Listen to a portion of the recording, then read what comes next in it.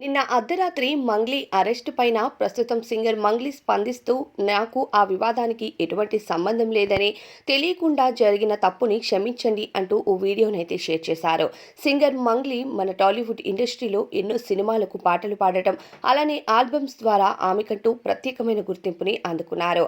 అటువంటి సింగర్ మంగ్లీ గారు పుట్టినరోజు సందర్భంగా ఆమె జరుపుకున్న పుట్టినరోజు వేడుకల్లో తనతో పాటు తల్లిదండ్రులు, అలానే బంధువులతో అందరితో కలిసే ఈ సెలబ్రేషన్ని చేసుకున్నానని, అక్కడ ఎలాంటి మత్తుమందు పదార్థాలు లేవు అంటూ తెలియజేశారు. అయితే మద్యం మాత్రమే ఉండటం వల్ల నాకు దాని పర్మిషన్ తీసుకోవాలని తెలియదు, అందువల్లే ఈ పొరపాటు జరిగింది, నన్ను క్షమించండి అంటూ మంగ్లీ ఓ వీడియో ద్వారా జనాల ముందుకు వచ్చింది. కానీ జనాలు మాత్రం మంగ్లీ చేసిన ఆ వీడియోని ఏకిపారేస్తున్నారు. అవునా, సరేలే, చెప్పిన కబుర్లు చాలు అంటూ ఎన్నో కామెంట్స్ అయితే చేస్తున్నారు. సింగర్ మంగ్లీ సింగర్గా ఎంతో మంచి గుర్తింపుని అందుకుని సక్సెస్ అవుతూ ఉన్న ఈ టైంలో ప్రస్తుతం మంగ్లీ పైన వస్తున్న ఈ వివాదాలపై మరింత వైరల్ అవ్వబోతున్నాయి. మరి దీనిపైన మీ అభిప్రాయం ఏంటో కామెంట్స్లో చెప్పండి.